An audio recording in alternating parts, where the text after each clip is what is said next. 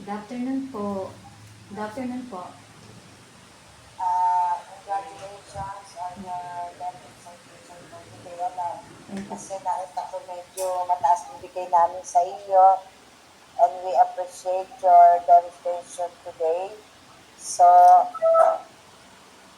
having this, aware ka naman ma'am dito sa mga indicator na ito, ano? Yes po, ma'am. Alam mo naman yung ano. So, sa number 1 namin ay apply knowledge. We didn't across the curriculum with JBU5. Nag-deliberation po kami ni Ma'am Maricel.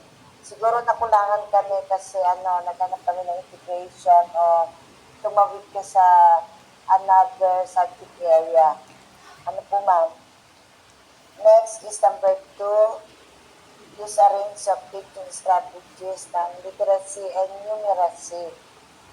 Parang hindi kami masyado nakulangan kami dito. Okay. So we gave you 5 also. Apply a range of teaching strategies. So naghanap din kami ng iba pang strategies na pwede mong magamit o may-present kanina. So your score there is 5. Also dun sa number 4, plan, manage, sequence, teaching and learning processes. Okay naman siya. So we gave you also 5. And sa assessment mo naman ay okay din po ma'am.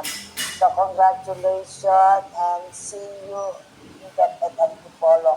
Your total score is 25 with an equivalent points of 29.17 po ma'am. Thank you po. Thank you po, ma'am. Thank you. See you in that at Antipolo. Thank you po. Salamat po, Sa ma'am. iyo. Thank you po, ma'am.